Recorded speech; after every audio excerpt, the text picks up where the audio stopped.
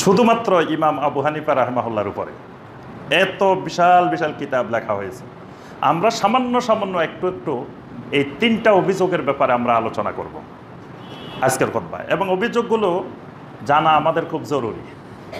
এবং বর্তমান অবস্থার প্রেক্ষাপটে ইমামদেরকে ভালোভাবে না জানলে, ইমামদের সালাফদের জীবনী না জানলে অনেক ধরনের সমস্যার সম্মুখীন হতে হবে, এবং সহি আকীদার উপরে, সহি মানহাজের উপরে থাকা সম্ভব হবে না।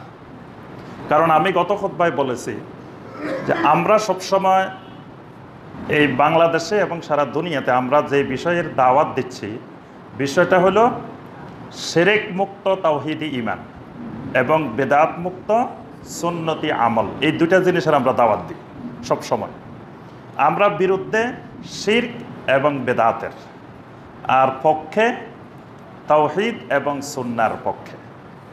তাহলে আমাদেরকে কেউ যদি উপাধি দেন, তাহলে দিতে পারেন তাওহীদি, আমরা তাওহীদের কথা বলি।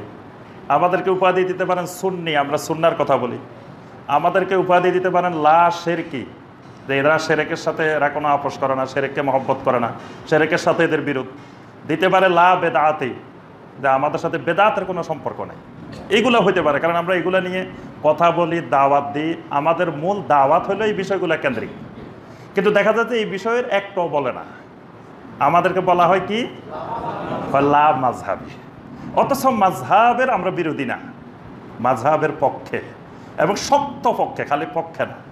এবং এই আইম্মায়ে কেরামদেরকে আমরা কদম বকদম আমাদের সালাফ হিসাবে আমরা অনুসরণ করার চেষ্টা করি, তাদের আখলাক অনুসরণ করার চেষ্টা করি। ইমাম আবু হানিফা রাহমাহুল্লাহর আখলাক, আল্লাহু আকবার, অনেক উন্নত মানের চরিত্রের আখলাক। আমরা গত খুতবায় আলোচনা করেছি। একজন আসি তাকে বলছে ইয়া জিন্দিক, আবু হানিফা রাহমাহুল্লাহকে গালি দিছেন। আবু হানিফা রাহমাহুল্লাহ জবাব দিছেন কি, গাফার আল্লাহু লাকা হুয়া ইয়ালামু মিন্নি খালাফা মা তাকুল। তোমাকে ওই আল্লাহ ক্ষমা করে দিক যেই আল্লাহ জানেন যে আমি আবু হানিফা জিন্দিক নই। সুবহানাল্লাহ। তাহলে কি সুন্দর আখলাক ইমাম আবু হানিফা রাহমাহুল্লাহর আখলাক হলো, কেউ গালি দিলে উত্তরে গালি দেওয়া যাবে না, তার জন্য দোয়া করতে হবে। কেউ খারাপ ভাষায় বললে তাকে নম্র ভাষায়, বিনম্র পরিভাষা ব্যবহার করতে হবে। আবু হানিফা রাহমাহুল্লাহর এই আখলাকের সাথে আজকে আমাদের আখলাক মিল নেই। আবু হানিফা রাহমাহুল্লাহর আকীদার সাথে আমাদের আকীদার মিল নেই। আবু হানিফা রাহমাহুল্লাহর এলমি আমলি কার্যক্রমের সাথে আমাদের মিল নেই। কিন্তু দেখা যায় যে আমরা আবু হানিফা রাহমাহুল্লাহর দরদি সেজে, অনুসারী সেজে বসে আছি। এবং কেউ যদি ওই শিরকের বিরুদ্ধে, বেদাতের বিরুদ্ধে কথা বলে, আমরা তার সাথে বলে দিই যে এই লোক লা মাযহাবী, এই মাযহাব মানে না। একটা মিথ্যা অপবাদ দেওয়া হয়। তাহলে আমরা মাযহাব সম্পর্কে, এই আইম্মায়ে কেরাম সম্পর্কে যদি জ্ঞান না থাকে, তাহলে সাধারণ মানুষ বিভ্রান্ত হওয়ার সম্ভাবনা বেশি থাকে। এই জন্য ওনাদের এই ইমামদের সিরাতের উপরে লেখাপড়া করা দরকার, জীবনী বোঝা দরকার, এবং তাদেরকে অনুসরণ করা দরকার। এই জন্য আমরা এই চারজন ইমামের উপরে সামান্য একটু আলোচনা করে আপনাদেরকে উদ্বুদ্ধ করতেছি যে আপনারা ব্যাপক আকারে বেশি করে লেখাপড়া করবেন, ওনাদের সম্পর্কে জানবেন, এবং ওনাদের নাম বিক্রি করে কেউ যাতে খাইতে না পারে। আব্দুল কাদের জিলানী রাহমাহুল্লাহর নাম বিক্রি করি, কত লক্ষ লক্ষ মানুষ খাইতেছে সমাজে। আব্দুল কাদের জিলানী রাহমাহুল্লাহর নামে খতম আছে। এই খতমের নাম জানেন? দেখি বলেন, দেখি একজন। হয় নাই? হ্যাঁ, খতমে গাউসিয়া, এই নাম শোনেন নাই? খতমে গাউসিয়া, খতমে গাউসিয়ার অনেক হাদিয়া, কারণ এটা কিন্তু খুব গরম খতম। এই খতম পড়াইলে একেবারে আগুনের মতো কাজ করে। কারণ আব্দুল কাদের জিলানী রাহমাহুল্লাহ উনি গরম মানুষ। উনি নাকি কবরের মধ্যে মন কান্ন করে আসছে, আর একজনের বান্ধি রেখেছে, আরেকজনের আল্লাহর কাছে পাঠাইছে। এত গরম দেখেন, মন কান্ন কিরের ভয়ে সবাই অস্থির থাকে। আর আব্দুল কাদের জিলানী রাহমাহুল্লাহ দুইজন আসছে, তো একজনের বান্ধি রেখেছে, আরেকজনকে বলছে যে যাও আল্লাহর কাছে যাও, যাই বলে আসো। তারপরে উনি আসছে, আসে ছুটাই নিয়ে গেছে। এরপরে বলছে খবরদার, এই বাগদাদের কবরস্থানে জীবনে আর কোনোদিন আসতে পারবে না। আব্দুল কাদের জিলানী রাহমাহুল্লাহ দেখেন কত পাওয়ার, যে পুরা বাগদাদের কবরস্থানে মন কান্নকের আসা বন্ধ করে দিছে। তাহলে এইরকম পাওয়ারফুল লোকের খতম, খতমের নাম খতমে গাউসিয়া, টাকাও বেশি এই খতমের। কারণ খতমের পাওয়ার যত বেশি, টাকাও তত বেশি। এই জন্য আপনার এই খতমে গাউসিয়া পড়ি কত হাজার হাজার লোক খাইতেছে আব্দুল কাদের জিলানী রাহমাহুল্লাহর নাম বিক্রি করি। আব্দুল কাদের জিলানী রাহমাহুল্লাহ যদি এদেরকে পাইতেন, কি যে করতেন এদেরকে, সেটা আল্লাহ ভালো জানেন। অথচ আব্দুল কাদের জিলানী রাহমাহুল্লাহ একজন বিশুদ্ধ আকিদার, সহি মানহাজের, সহি আমলের একজন দিনদার, সলেহীন, মুত্তাকিন মানুষ ছিলেন। ওই মানুষটাকে আজকে তারা ওনাকে কেন্দ্র করে শিরক করতেছে, বেদাত করতেছে, বিভিন্ন কিছু করতেছে। ঠিক একইভাবে ইমাম আবু হানিফা রাহমাহুল্লাহকে বিক্রি করে অনেকে খায়। তারপরে আপনার ইমাম বুখারী রাহমাহুল্লাহকে বিক্রি করে খাইতেছে। দেখবেন যে খতমে বুখারী করে বাংলাদেশে, বুখারী শরীফের খতম পড়াই দেন। মাদ্রাসার শিক্ষক ছাত্র সবাই মিলে বুখারী শরীফ তেলাওয়াত করে, প্রথম থেকে শেষ পর্যন্ত তেলাওয়াত করে হাদিয়া নেন। বুখারীর খতম দিয়ে তেলাওয়াত করে হাদিয়া নেওয়া জায়েজ, কিন্তু বুখারীর কোনো হাদিস আমল করা জায়েজ নেই। আমল করলে সেটা ফিতনা, কিন্তু বুখারী পড়ি, বুখারী খতম দিয়ে টাকা ইনকাম করা জায়েজ আছে। তাহলে ইমাম বুখারী রাহমাহুল্লাহকে বিক্রি করে অনেকে খাইতেছে। মাদ্রাসায় যিনি বুখারী শরীফ পড়াইতে পারে উনি সবচেয়ে বড় ওস্তাদ, কারণ উনি বুখারী শরীফের মুহাদ্দিস, উনি বুখারীর হাদিসের দাস দেন। যেই মাদ্রাসায় যিনি বুখারী পড়ান উনি সবচেয়ে বড় আলেম, মানে ভালো আলেম যিনি, ওনাকে বুখারী পড়াইতে দেন। তাহলে বুখারীর কারণে ওনার বেতন বেশি, বুখারীর কারণে ওনার সম্মান বেশি, বুখারীর কারণে খতমের টাকা পাওয়া যায়।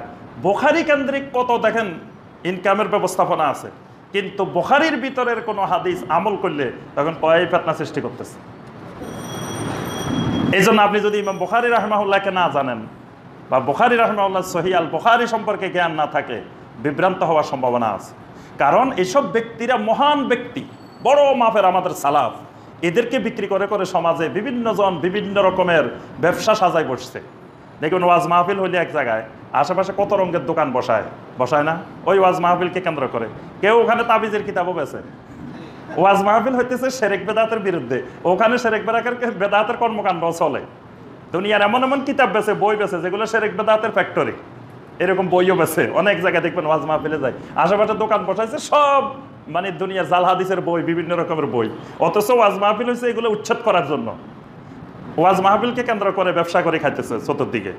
এইরকম এইসব ব্যক্তিদেরকে, এইসব আইম্মায়ে কেরাম রাহিমাহুল্লাহকে ওনাদের নাম ব্যবহার করে অনেকে বিভিন্ন রকমের ব্যবসা বাণিজ্য গড়ে তোলে। কিন্তু আবার কেউ যদি একটু তাদের ব্যবসা বাণিজ্যের মধ্যে একটু মন্দা হওয়ার সম্ভাবনা দেখা দেয়, তাহলে উনার বিরুদ্ধে এবার গামছা বেঁধে কোমরে নামা হয়। তাই আমরা এই জন্য আজকের খুতবায় যেটা আলোচনা করবো, এটা এত গুরুত্বপূর্ণ যে ইমাম আবু হানিফা রাহমাহুল্লাহ এত বড় ব্যক্তি, সেই ব্যক্তির বিরুদ্ধে অভিযোগ তার আকীদা ঠিক নেই, তার অভিযোগ তিনি হাদিস জানে না, তার ব্যাপারে অভিযোগ তিনি ফিকহ জানে না। তো বুঝলাম উনি কিচ্ছু জানে না। তো যদি না জানেন, এরকম না জানা একটা লোক ওই যুগে, যেই যুগে ইন্টারনেট ছিল না, মিডিয়া ছিল না, টিভি ছিল না, কিচ্ছু ছিল না, ওই যুগে এবং সোনালী যুগে, সে তাবেঈনদের যুগে, তাবেঈনদের যুগে, সেই যুগে কিভাবে উনি সারা দুনিয়াতে প্রসিদ্ধি লাভ করলেন। এমনকি সে বাগদাদ থেকে খলিফা আবু জাফর আল মনসুর তাকে ডেকে নিয়ে আসছেন কুফা নগরী থেকে। ওই যুগের কুফা আর বাগদাদ মানে দুই রাষ্ট্র। সেই কুফা থেকে ওনাকে নিয়ে আসছেন বাগদাদে, এনে বলতেছেন আপনি এই পুরা আব্বাসী খেলাফতের প্রধান বিচারপতির দায়িত্ব পালন করবেন। সুবহানাল্লাহ। তাইলে উনারে বাদশা পর্যন্ত চিনল, এত বড় রাষ্ট্রের প্রধান বিচারপতির দায়িত্ব দিতে চাইলেন। তো উনার যদি হাদিসের জ্ঞান না থাকতো, ফিকহের জ্ঞান না থাকতো, এলেমে না থাকতো, তো এরকম একটা লোককে বুঝি এরকম দায়িত্ব দিচ্ছেন। এবং উনার এলেম সম্পর্কে তাবেঈন ওই সোনালী যুগের উত্তম মানুষগুলো সাক্ষ্য দিচ্ছেন। সুবহানাল্লাহ। তারা তাকে ইমাম হিসেবে মেনে নিছেন, কিন্তু তারপরেও তার বিরুদ্ধে এমন অভিযোগ, সেই অভিযোগগুলো শুনলে আপনি মনে করবেন যে আবু হানিফা রাহমাতুল্লাহ আলাইহি মনে হয় মুসলমানে ছিলেন না। আমরা একটু শোনাবো। প্রথমে দেখেন তার সম্পর্কে, তার 1 নম্বর স্টুডেন্ট ইমাম আবু হানিফা রাহমাতুল্লাহ আলাইহি শত শত স্টুডেন্ট ছিলেন, তার মধ্যে একেবারে 1 নম্বর তিনি হইলেন কাজী আবু ইউসুফ রাহিমাহুল্লাহ। ইমাম আবু ইউসুফ রাহিমাহুল্লাহ তার সম্পর্কে বলেন, মা রাআইতু আহাদান আলামা বিতাফসিরিল হাদিস ওয়া মাওয়াদিউন নুকাত আল্লাতী ফীহি মিনাল ফিকহি মিন আবি হানিফা।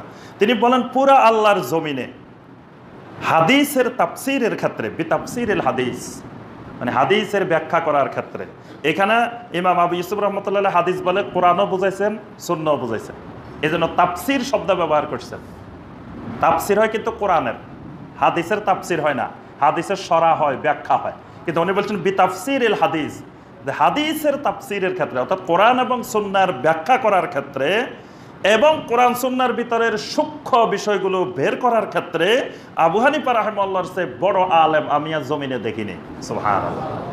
এটা বলতেছেন যিনি তার ছাত্র এবং তিনি আব্বাসী খেলাফতের প্রধান বিচারপতি ছিলেন, ইমাম আবু ইউসুফ রাহিমাহুল্লাহ। তিনি বলেন ইন্নী লা আদউ লি আবি হানিফা রাহিমাহুল্লাহ ক্বাবলা আবওয়াইয়া, এই কারণে আমি আমার বাবা মায়ের জন্য দোয়া করার আগে আমার উস্তাদ আবু হানিফা রাহিমাহুল্লাহর জন্য দোয়া করি। সুবহানাল্লাহ। এই জন্য দেখেন এলেমের কদর মুমিনের কাছে কত বেশি। আবু ইউসুফ রাহিমাহুল্লাহ বলতেছেন আমি আমার মা বাবার জন্য দোয়া করার আগে আবু হানিফা রাহিমাহুল্লাহর জন্য দোয়া করি। সুবহানাল্লাহ। অর্থাৎ ওনার এলেমের কারণে আমি জাহান্নাম থেকে বাঁচার ক্ষেত্রে যতটুকু সহায়ক হয়েছি, আমার মা বাবার কারণে তত বেশি সহায়ক হই নাই। এজন্য মা বাবার জন্য দোয়া করার আগে আমি আবু হানিফা রাহিমাহুল্লাহর জন্য দোয়া করি। তাহলে ওনার এই বক্তব্য থেকে আমরা বুঝি যে উনি কোন মাফের, কোন ধরনের ওই যুগে আলেম ছিলেন। সুবহানাল্লাহ। আচ্ছা, ওনার বিরুদ্ধে অনেকগুলো অভিযোগ, ওনার অভিযোগগুলো আবার অনেক মুহাদ্দিসিন কেরাম একত্রিত করছেন। সব অভিযোগগুলো একত্রিত করা হয়েছে যে আবু হানিফা রাহিমাহুল্লাহর ব্যাপারে এই অভিযোগ। এদের মধ্যে একজন হলেন আব্দুল্লাহ ইবনে আহমদ ইবনে হাম্বল রাহিমাহুল্লাহ। তিনি হলেন ইমাম আহমদ ইবনে হাম্বল রাহিমাহুল্লাহর ছেলে। তিনি ৩য় হিজরি শতকের একজন প্রসিদ্ধ আলেম, প্রসিদ্ধ মুহাদ্দিস, প্রসিদ্ধ ফকিহ, ইমাম আহমদ বিন হাম্বলের ছেলে। তিনি আস-সুন্নাহ নামক একটা আকীদার বই লিখছেন। এটার মধ্যে তিনি সুন্নি আকীদার, আহলুস সুন্নাহ ওয়াল জামাতের আকীদার ব্যাখ্যা করেছেন। এই কিতাবটার, আস-সুন্নাহ কিতাবটার প্রথম দিকে তিনি একটা অধ্যায় রচনা করেছেন।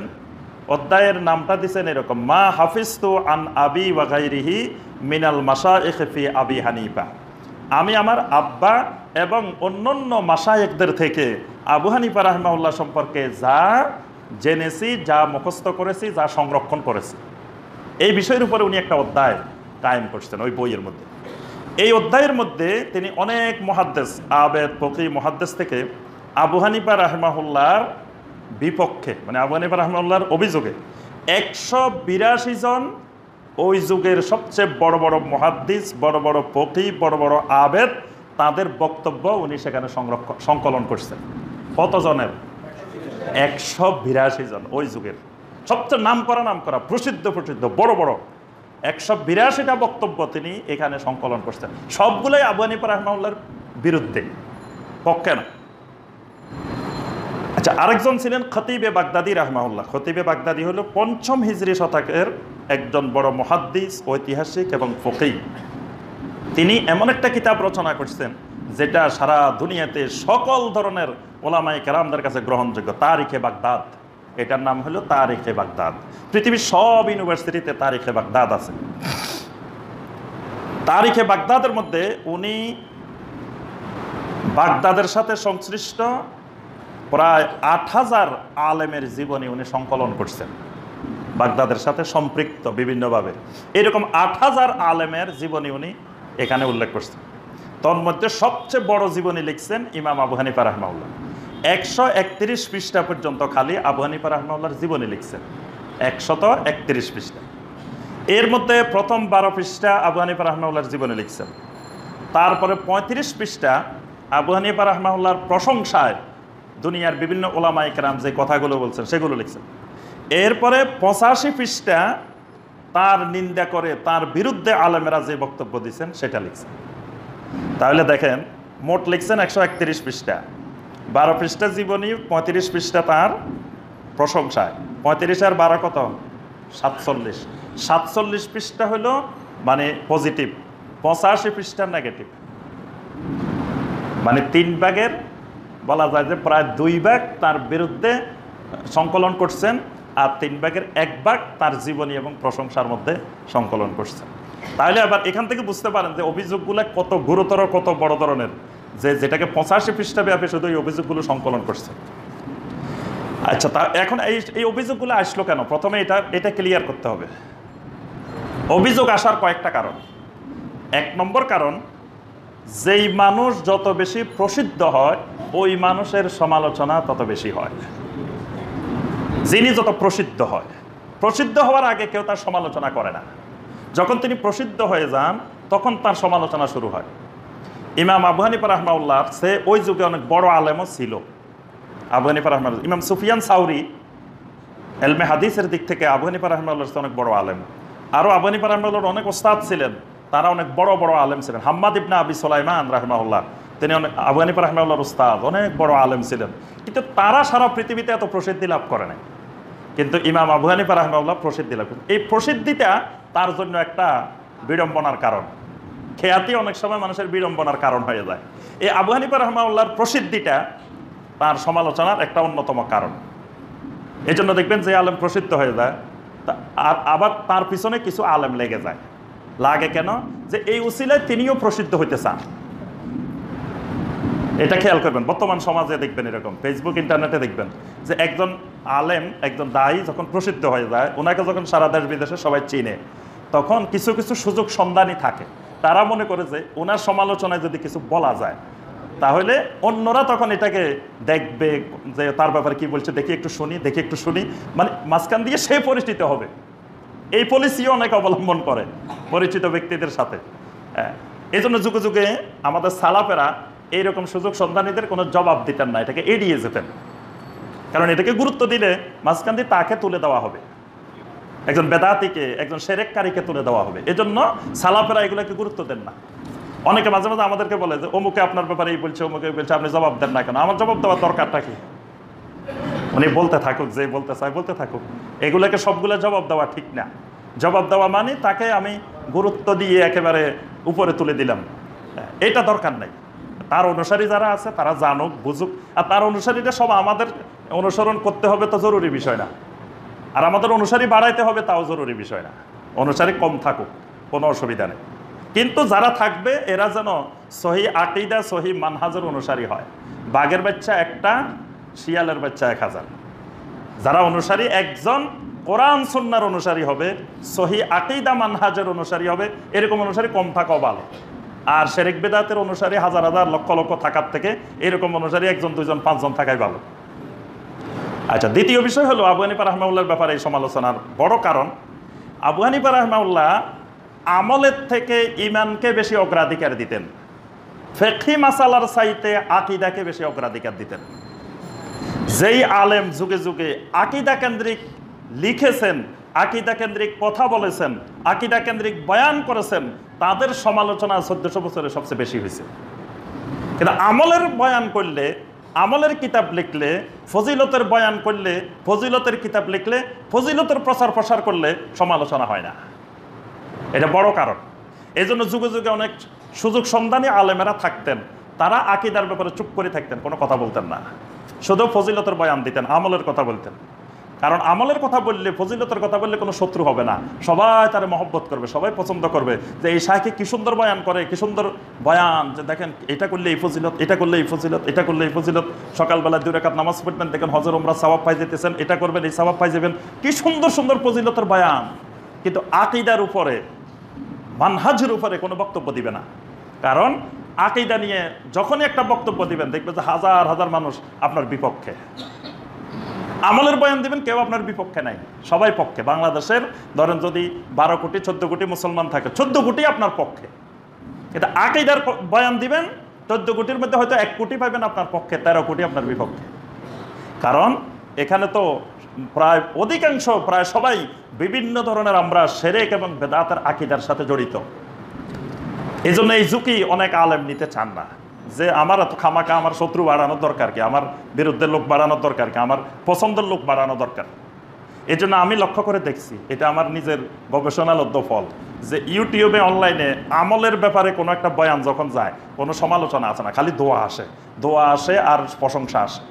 আর যখন একটা আকীদার ব্যাপারে যায়, তখন এমন এমন অশ্লীল ভাষায় গালিগালাজ আসে যেগুলো কোনো সভ্য মানুষ মুখেও নিতে পারবে না। এবং নাস্তিক হইতে, মোরতাদ হইতে, কাফের হইতে, মুশরিক হইতে এমন কিছু বাকি নাই যেটা বলা হয় না যখন আকীদার ব্যাপারে কোনো আলোচনা হয়। ইমাম আবু হানিফা রাহমাহুল্লাহর কাছে ফিকহি মাসালা ছিল ফিকহে আসগর, ছোট্ট ফিক, আর আকীদা ছিল ফিকহে আকবর, বড় ফিক। আবু হানিফা রাহমাহুল্লাহ ছোট ফিকের ব্যাপারে, ফিকহি মাসালার কোনো কিতাবে লেখেন নাই, কিন্তু আকিদার কিতাব লিখছেন, আকিদার তার কিতাব আছে আল ফিকহুল আকবার। এই যে আকিদা নিয়ে তিনি কথা বলতেন এবং বাতিল আকিদার বিরুদ্ধে সোচ্চার ছিলেন। বাতিল আকিদার ভ্রান্ত, ওই যুগে সবচেয়ে বড় ভ্রান্ত আকিদা ছিল খারেজি, মুতাজিলা, শিয়া, জাহমিয়া। এগুলো ছিল ওই যুগের সবচেয়ে বড় ভয়ঙ্কর ভ্রান্ত আকিদা। উনি এগুলোর বিরুদ্ধে কঠোর ছিলেন, এই জন্য ওনার সমালোচনা বেশি হয়েছে। উনি যদি শুধু ফেকি মাসালা নিয়ে থাকতো তাহলে এত সমালোচনা হতো না, কিন্তু উনি ফেকি মাসালার থেকে আকিদাকে গুরুত্ব দিয়েছেন বেশি। এটাই আমাদের সালাফদের মানহাজ, যে আমলের থেকে ইমানের গুরুত্ব বেশি এবং ফেকি মাসালার চাইতে আকিদার গুরুত্ব বেশি। এজন্য আগে আকিদা, তারপরে ফেকি মাসালা। আগে আকিদা বিশুদ্ধকরণ, তারপরে ফেকি মাসালা বিশুদ্ধকরণ। আকিদা হলো ফাউন্ডেশন, ফাউন্ডেশন যার যত মজবুত তার বিল্ডিং তত সুন্দর হবে। ফাউন্ডেশন দুর্বল, উপরে সুন্দর করে রাখলে এটা যে কোনো সময় ভেঙে যেতে পারে। এই জন্য সালাফদের মানহাজ হলো ফাউন্ডেশন মজবুত করো, আকিদা মজবুত করো। আকিদার উপরে জোর দিতেন তারা।